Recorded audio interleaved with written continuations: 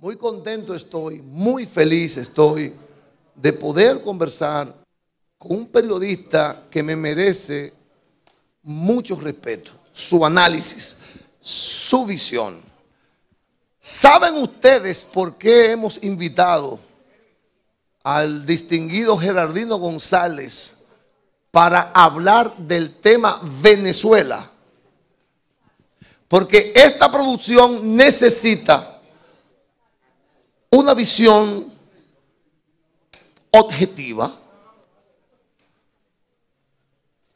que no esté sobrecargada de sentimientos.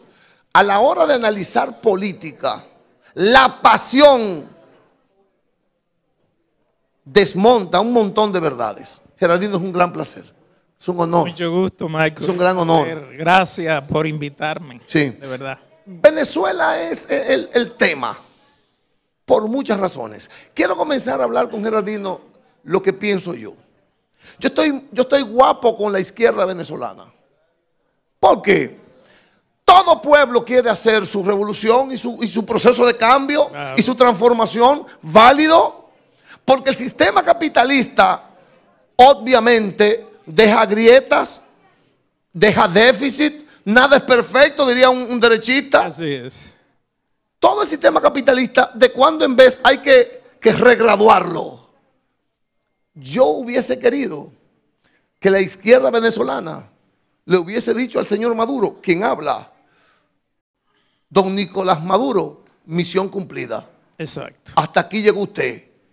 Vamos a buscarnos otro gran venezolano progresista que continúe el proceso. Porque sobre Maduro hay argumentos poderosos y hay una carga o una sobrecarga. Para decirlo con simpleza, el pueblo venezolano no quiere a Maduro. Pero sí, digo yo, sí le hubiese querido, porque allá en Venezuela habían grandes asimetrías, le hubiese querido que esa revolución bolivariana funcionara. ¿Qué visión tiene Gerardino, el periodista, sobre la situación venezolana? Gracias, Michael. Mira, indiscutiblemente que el tema fundamental ahora en América Latina y en el mundo es el caso de Venezuela.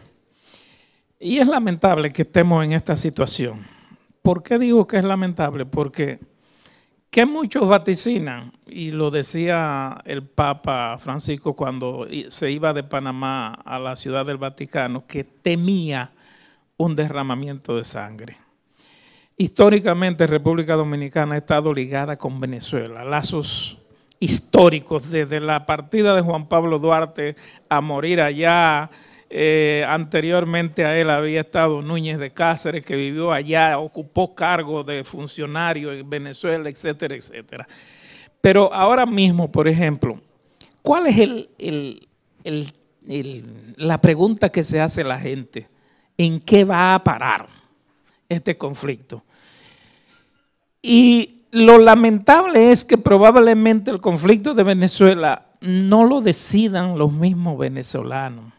Y estemos jugando una geopolítica donde las grandes potencias que tienen intereses muy poderosos allí sean las que definan lo que se va a hacer. ¿Y por qué yo digo esto? Porque cuando se dan situaciones de esa naturaleza que no hay salida y hay demasiados intereses de las potencias, generalmente estos se imponen a lo que quiera decidir cualquier pueblo. Por ejemplo, te voy a poner un caso sencillo, histórico.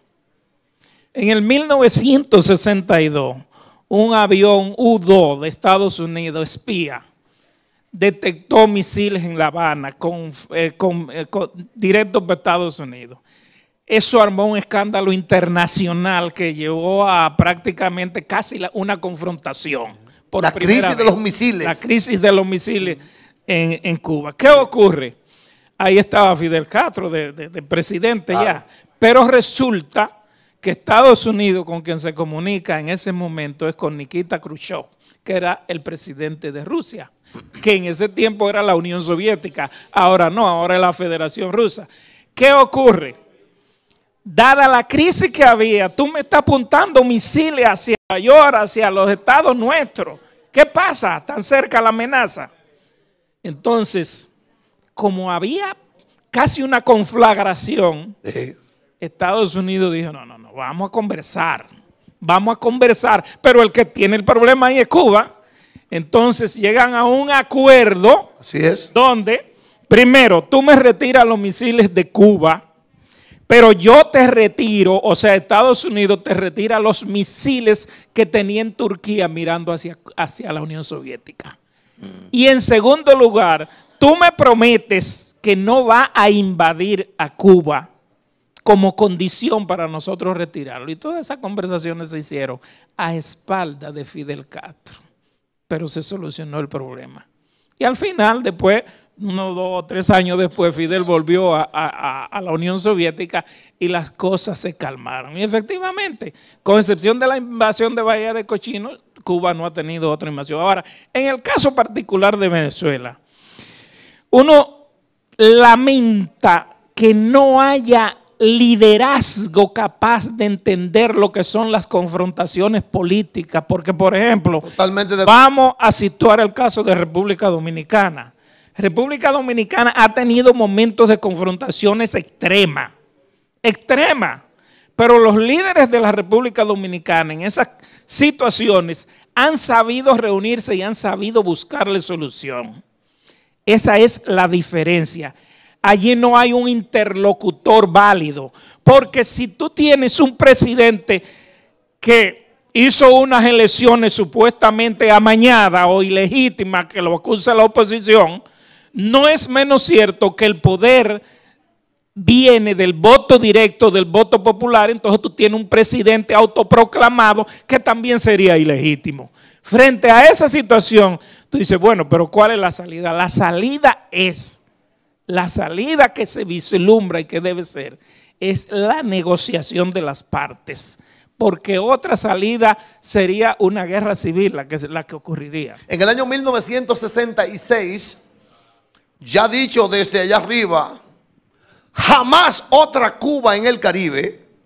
Ya se había dicho, el establishment norteamericano dijo, jamás otra Cuba en el Caribe. Y eso definió toda la vida post-Trujillo, de la Guerra Fría, todo. Y le acusan a Bush, discúlpame Raldino, de que en el 66, acusan a Bush, de que en el 66 él como que se quedó como rezagado y no quiso salir. Yo como bochista digo, qué prudente es Bush, porque en ese momento, porque la historia deja en ese momento, cosa que me duele decirlo, pero en ese momento fue un acto de prudencia, porque el mundo, la Guerra Fría, el Caribe, América Latina, era un hervidero de tensiones. Bueno, pero ahora que tú te remontas a la parte histórica de República Dominicana, en el 62, cuando dan el golpe de Estado al profesor Juan Bosch, hacen un triunvirato en República Dominicana. Pero a raíz del golpe que dan la fuerza constitucionalista entre militares y civiles en República Dominicana para reponer a Bosch en el 65, ¿qué hacen los Estados Unidos? Nombran inmediatamente, hacen que se nombre a un presidente títere para reconocerlo inmediatamente en medio de la guerra. Entonces, ¿qué ocurre? Tenemos una guerra que nos costó, una guerra civil que nos costó más de 3,000 muertos. Por eso, como dice la canción de Violeta Parra, la guerra es un monstruo grande y pisa fuerte. Y por lo tanto es lo que hay que evitar, porque al final de cuentas los acuerdos son los que llevan a eso. Pero te voy a poner un caso, por ejemplo. Es lo mismo, crisis políticas en República Dominicana. En el 1974 la oposición se retiró totalmente de las elecciones. ¿Y qué hizo Balaguer? Designó al PDP y la Jaraburgo para que le acompañaran. Pero Estados Unidos no cuestionó esa parte. Y Balaguer duró del 74 al 78. Pero en el 78 se presentó una crisis aquí y las partes discutieron y se resolvió la crisis. Tú me das los senadores y yo te doy el ejecutivo. Pero después del 78, en el 90 se presentó otra crisis, pero en el 94 también. En el 94, ¿qué hicieron? Le redujeron 2 años a Joaquín Balaguer. Ahora, habían varios líderes que se entendían cómo debía primar la paz de la sociedad dominicana por encima de cualquier interés. Yo estoy muy decepcionado de la oposición venezolana y la pregunta para que Gerardino me lo diga. ¿A qué se debe que no ha podido articular la oposición en medio de este mare magnum? ¿A qué se debe, según usted? ¿Qué le pasa a Venezuela? La sociedad venezolana, a veces, ¿cómo te digo? Quizá ni los mismos venezolanos, yo diría, a tono jocoso, la entienden. Porque, por ejemplo, yo fui a la toma de posesión de Carlos Andrés Pérez en el 1989 a cubrir esa toma de posesión en Caracas. Y saliendo nosotros de allá en enero, ya en marzo se estaba dando el caracazo en las calles. Sí. En el 1989 te estoy hablando. Sí. Y fíjate otro fenómeno que se da en Venezuela, que se ha dado muy pocas veces en el área de América y el Caribe. Cuando se van a hacer las elecciones, que el Partido Revolucionario Social Cristiano, el COPEI venezolano, decide no llevar a Rafael Caldera, que era su máximo líder como presidente, resulta que los denominados partiditos, que ellos le llaman chiripas, hicieron posible que Rafael Caldera ganara elecciones por encima de todos los partidos grandes. Con la chiripa lo ganó. Y ese fue, perdón, el presidente que indultó ¿a quién? A Hugo Chávez. Que a partir de ese momento se convirtió de 1999 en líder innegable de esa sociedad. ¿A qué se debe que ellos no han podido? ¿Quién es el culpable de que no hayan podido articular un proyecto de nación? ¿Dónde está? Porque yo cuando lo veo, este muchachito, este jovencito, perdónenme, lo siento un imberbe, un advenedizo, lo siento un muchacho sin las condiciones para asumir el rol histórico que esa crisis tiene. Es que ahí hay un problema. Esa oposición venezolana, toda la oposición venezolana es manejada por Estados Unidos. Ahí se hace lo que diga Estados Unidos. Ahí no hay libre determinación de ninguno de esos dirigentes políticos de Venezuela. Sencillamente están atados a ese poder que se llama Estados Unidos, como si tuviésemos desde 1823, cuando se promulgó la doctrina Monroe. Pero cuando Balaguer vino en el 66, Balaguer sabemos que vino atado a Estados Unidos, pero él tenía talento. ¿Qué es lo que yo te acabo de decir? Habían liderazgos que se respetaban aquí. Y todavía los hay, que se respetan cuando hay circunstancias difíciles. ¿Qué es lo que ha faltado en Venezuela en estos momentos? Tú dirías, bueno, pero en esta situación, en este momento, ¿qué va a pasar? ¿Qué puede ocurrir? ¿Qué tiempo le quedaría a Maduro como presidente? Tenemos un autoproclamado presidente, Juan Guaidó, que es el representante de la Asamblea Nacional. Y comienza a dar decretos y comienza a dar órdenes. Pero ¿y dónde están las instituciones donde se soporta? ¿Dónde? Saludos, buenas. Hola. Sí. Es un placer. ¿Quién conversa? Oye, habla con Ramón de Rosaí. Yo quiero Geraldino. Geraldino dijo que fueron 2 senadores en el 78. Y luego de la observación fueron 4 senadores que le cedieron a Balaguer para él entregar la presidencia. Es simplemente. Sí, efectivamente esa fue la negociación, lo del Senado. Claro. Eso fue. La negociación del 78. Sí. Pero fueron 4 senadores. ¿Aló? Sí, te escucho, lo te sabemos, escucho. Lo entendemos. Sí. Ya Geraldino lo trató. Sí. Ya, corregido. Sí, correcto. Ok, está bien. Gracias. Dígame una cosa. ¿Qué le parece la propuesta de Pepe Mujica? Mira, yo leí la propuesta de Pepe Mujica, que tiene unas características de ser un expresidente y que fue un presidente ejemplar. No sé si tú viste o leíste el libro Una oveja al Palacio, ¿no? Sí. Una oveja negra. Una oveja negra al Palacio Nacional. Claro. Y la verdad es que yo creo que la salida ideal, sí, la ideal para Venezuela es la que se dio aquí después de la guerra del 65. ¿Cuál fue? Bueno, pongámonos de acuerdo a la parte, pongamos un tiempo definitivo y convoquemos a unas elecciones con un árbitro internacional, con árbitros internacionales, que podría ser las Naciones Unidas, y el pueblo que decida quién es el verdadero dueño y legítimo del poder en Venezuela. Es una manera de salir del atolladero en que se encuentran en este momento. Eso fue lo que dijo Pepe. Eso mismo. Sí. Eso es lo ideal en este momento. Porque te voy a decir algo. Perdón. Sí.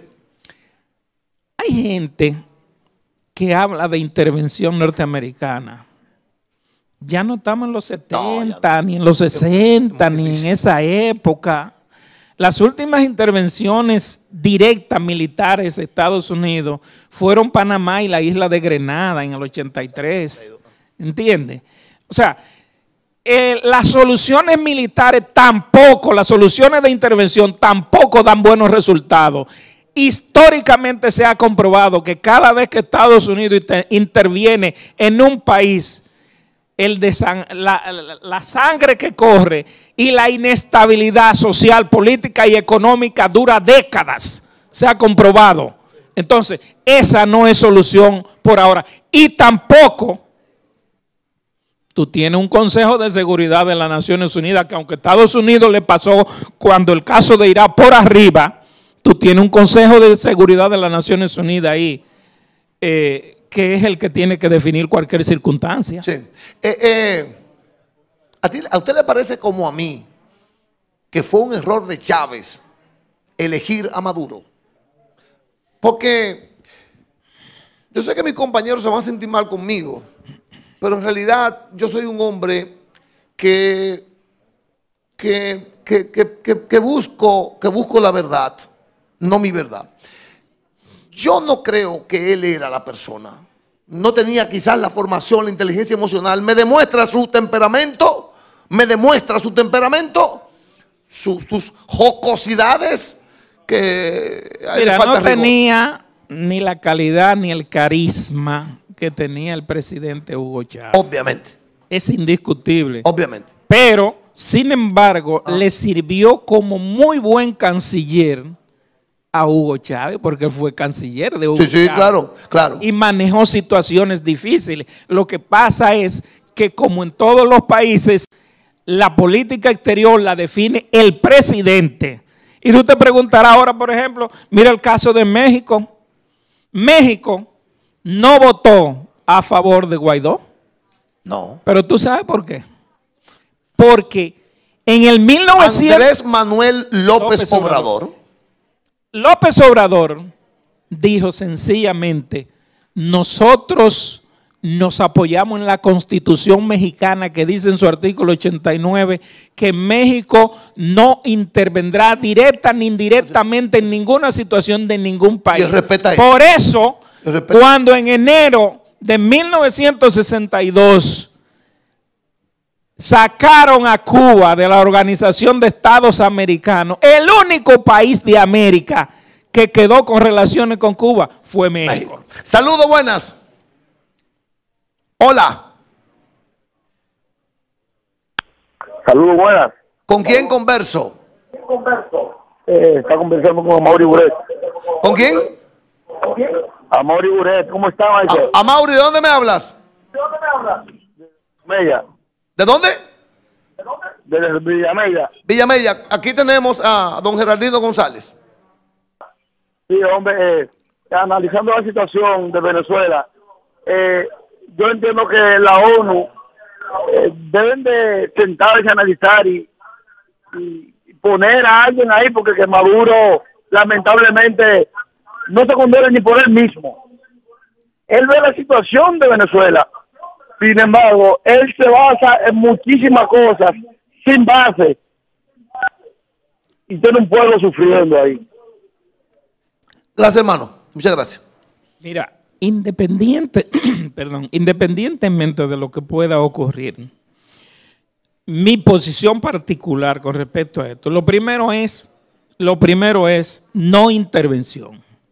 Eso es rechazarlo de plano. Obviamente. Eso es rechazarlo de plano. Pero un segundito, defíneme mejor eso, porque entonces, no intervención formal, pero por abajo, la de acabose. No, porque de hecho ellos han estado interviniendo, Estados Unidos ha interviniendo, porque mira, desde que se promulgó la doctrina Monroe en el 1823, Estados Unidos ha sido el manejador de todo lo que ha sido América Latina y el Caribe y naturalmente gran parte del mundo. Pero una intervención militar no es la solución. Obviamente.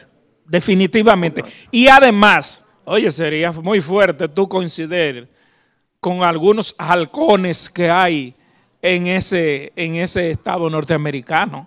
Coincidir en esa parte. Ahora, ¿a dónde tú llevas a un país cuando tú lo estrangulas económicamente? Lo mismo casi. Estados Unidos ha estrangulado económicamente a Venezuela. A los gobiernos de Chávez y al gobierno de Maduro lo ha estrangulado también. Por eso yo le digo a los venezolanos que el problema de fondo de Venezuela no es Maduro. No. Hay fuerzas imperiales buscando la riqueza inagotable de Venezuela.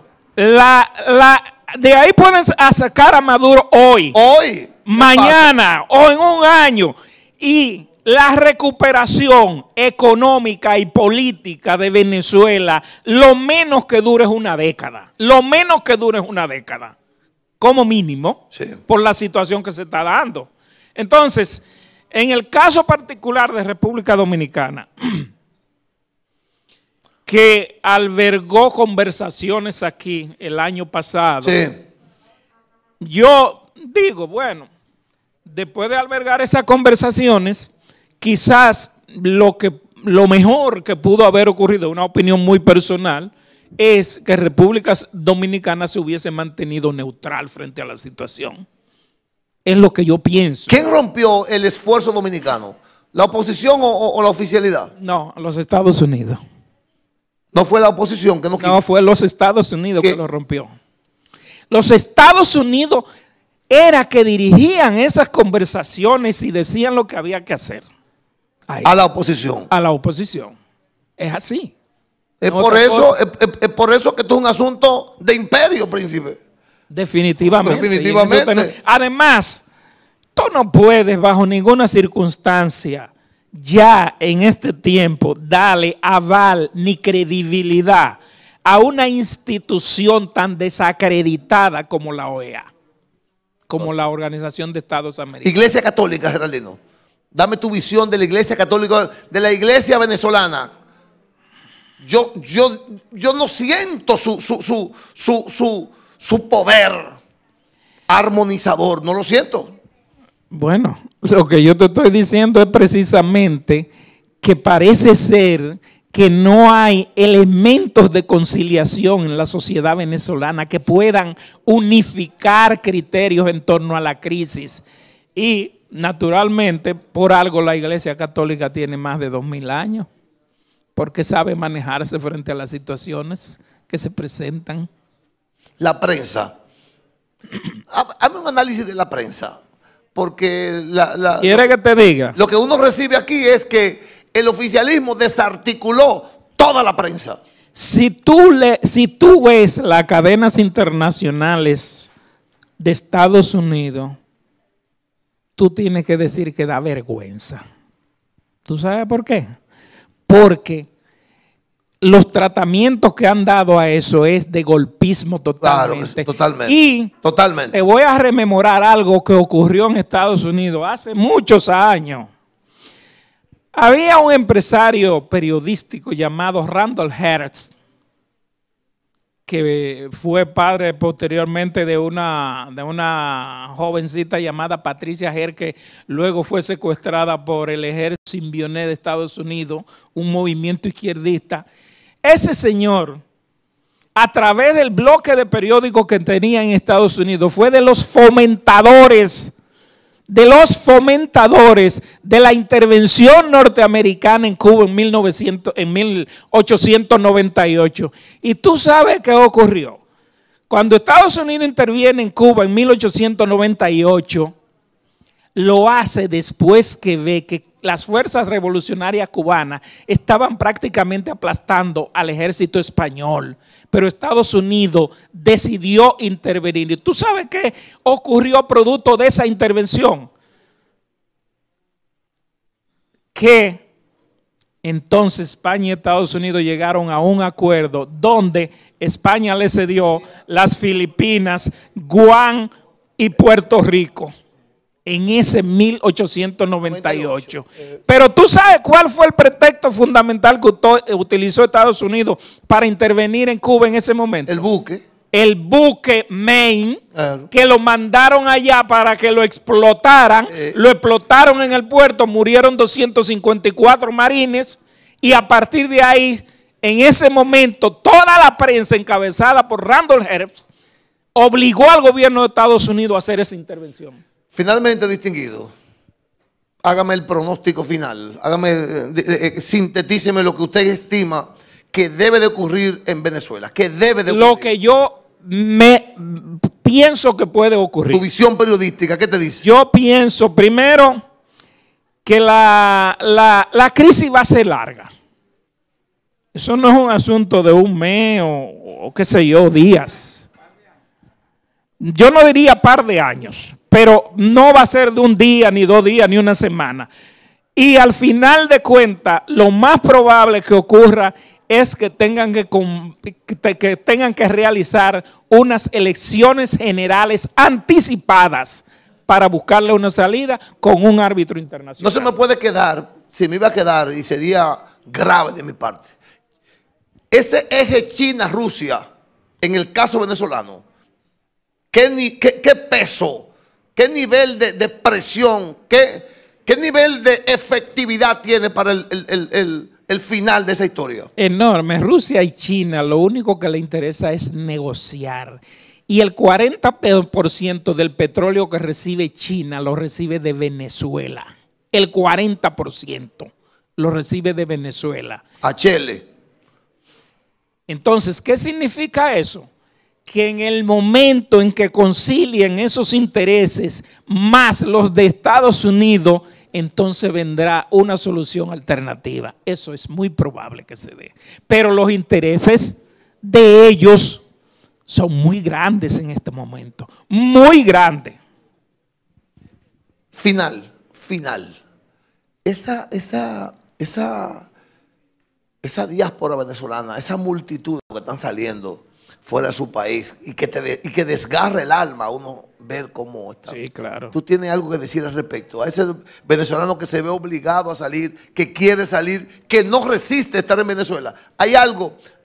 ¿Cuál es tu opinión al respecto? Mira, lamentablemente esa situación es una situación que no solamente se ha dado en Venezuela, se ha dado muchísimos países en el mundo. Nosotros mismos hemos tenido situaciones sumamente difíciles. Pero yo lo que te puedo decir en el caso de los venezolanos que están en República Dominicana, de verdad, yo digo, nosotros nunca tendremos con qué pagarle a Venezuela la solidaridad que ha tenido con República Dominicana históricamente.